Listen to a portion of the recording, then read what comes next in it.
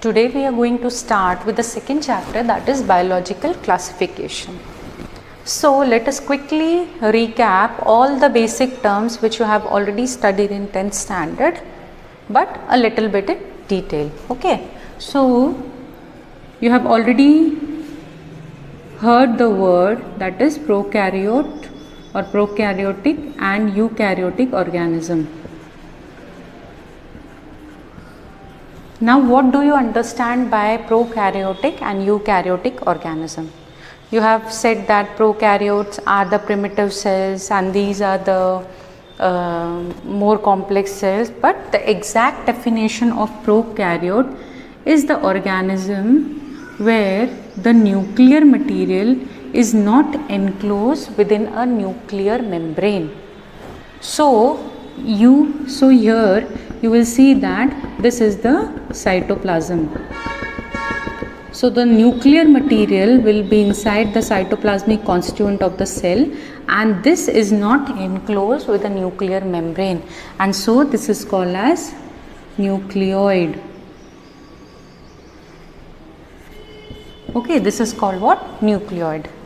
Now when we come back to the eukaryotic organisms. Now eukaryotic organisms or eukaryotic type of cell is a cell in which the nuclear material is present inside or it is enclosed inside a nuclear membrane.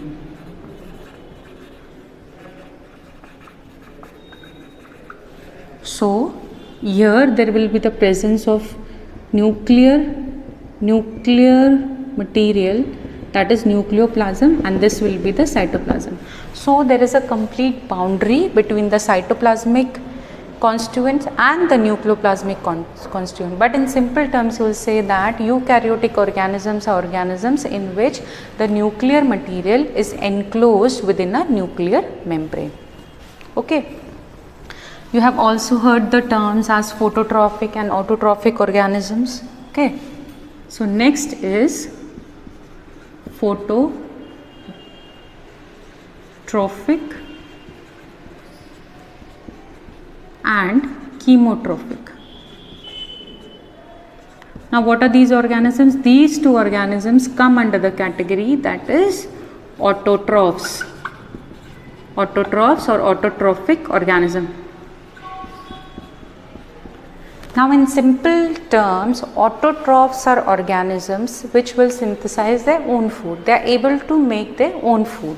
But in autotrophs also we have phototrophic and chemotrophic. Now phototrophic organisms will use sunlight for making of food from simple substances. Okay, and in chemotrophic organisms, oxidation of organic or inorganic material will occur, and because of this oxidation the energy which is produced during this oxidation will be used in the production of the food. They both will synthesize their own food, but the energy in phototrophic organisms will be the sunlight, and in chemotrophic organism that will be the oxidation of organic and inorganic matter. Now you have also learned a term that is heterotroph. Now what are heterotrophs or heterotrophic organism? Heterotrophic organisms are organisms which depend on other organism for their cellular needs, okay, for their food. So heterotrophic organisms, you can say these are the holozoic organisms. Heterotrophic organisms are organisms which depend on other means. They are not able to synthesize their own food, so they depend on others for the synthesis of food, and so synthesis for getting the energy, so they are called as heterotrophic organisms. Now heterotrophic organisms also have subcategory like holozoic, then saprophytes and parasites. Now these holozoic organisms will engulf their food, and then the digestive juices present in the body will do all the mechanism of secretion, digestion and absorption. In saprophytes, these are organisms which are present on the dead and decaying matter, and they get their food from there. And parasites are organisms which live on human body for their human body or any other living host for their food requirements. Okay.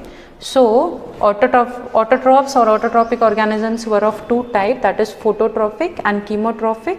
Phototrophic depend on sunlight and chemotroph depends on the oxidation of the organic or inorganic matter. And heterotrophic organisms are organisms which will not depend on others for their food supply, and these are the holozoic, which will depend on others for their food supply, that is the holozoic and the saprophytes and the parasites. Okay. Now, as the name suggests of the topic, that is biological classification. So, in biological classification, we will see the attempts made by different scientists for classifying the so many organisms which are present on earth.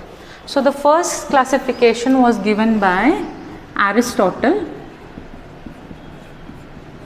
and he divided the plants, or he divided the plant kingdom into not actually plant kingdom, but divided the plant like organisms into trees, shrubs, herbs, and he divided the animals into the animals which are having blood and the animals which are not having blood.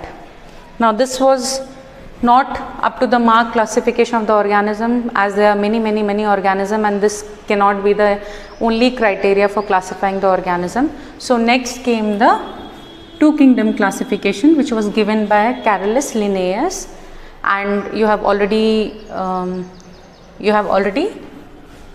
seen the name in the first chapter, who gave the binomial nomenclature. Okay, so he divided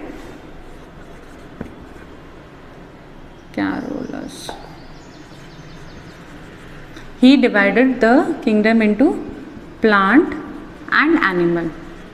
Okay, now many organisms were present which were not plant and which were not animal also, and here only simple characteristics, only the morphological characteristics were taken into consideration for classification, and many animals were there which were not plants as well as which were not animals. Okay, so R.H. Whittaker, he gave the 5 kingdom classification, and the various classes of these 5 kingdom were, in 5 kingdom classification there were 5 domains,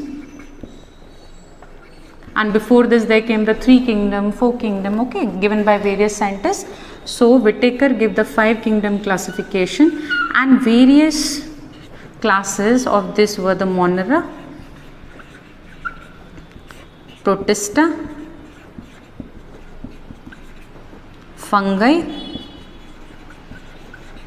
plants and animals.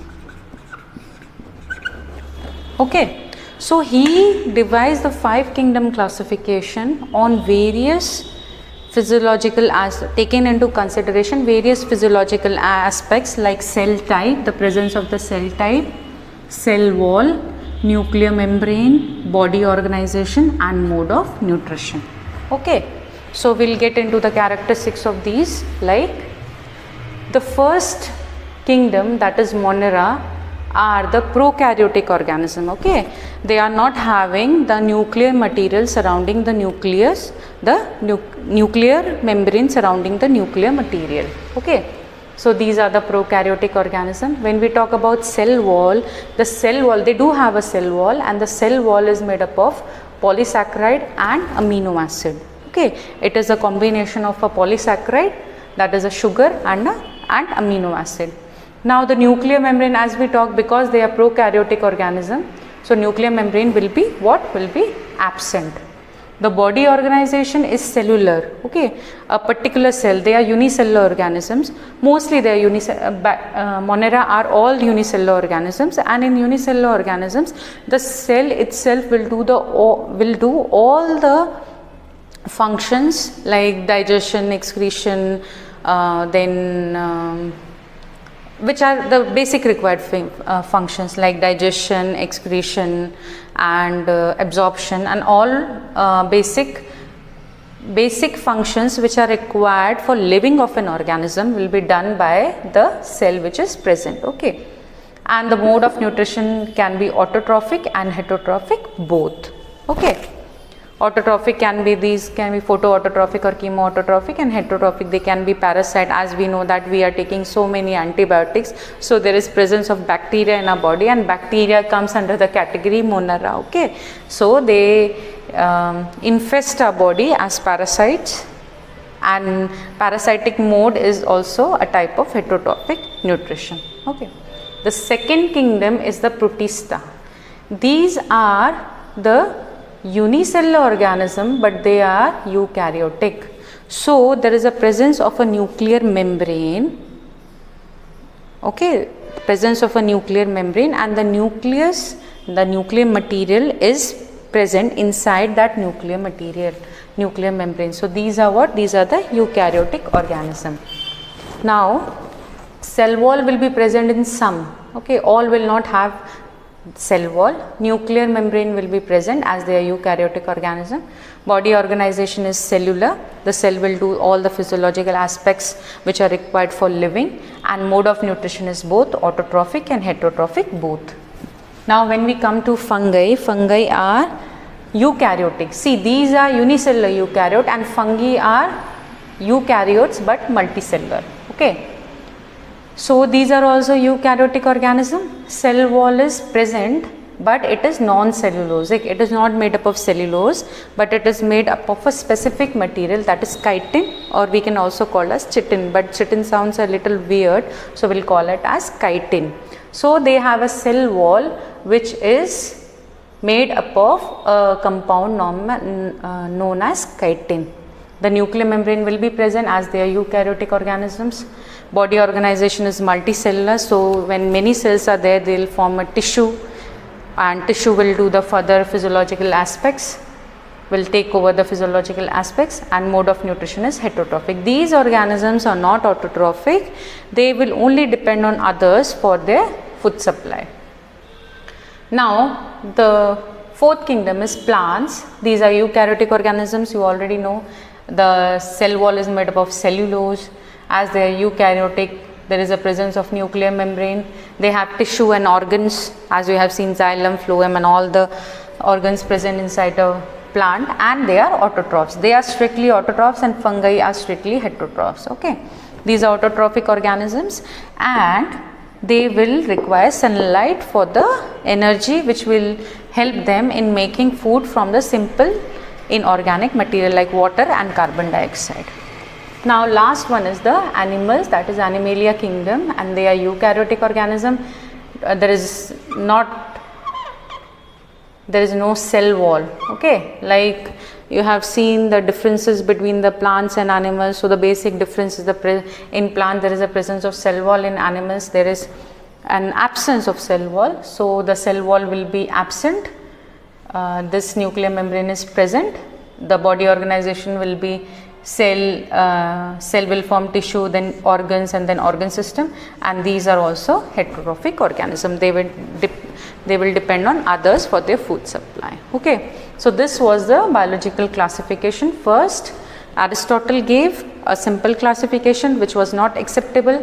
Then Carolus Linnaeus gave the two kingdom classification which was accepted for a several time period, and then three kingdom came, then four kingdom came, and then finally the most acceptable system of classification came, which was the five kingdom classification, okay. This was the five kingdom classification, and this was given by the scientist R.H. Whittaker, and he took into consideration various characters in categorizing the organisms into five categories, that is cell type, cell wall, nuclear membrane, body organization, mode of nutrition, and you can also see some phylogenetic relationship between these organisms. Okay, so this is all about the 5 kingdom classification.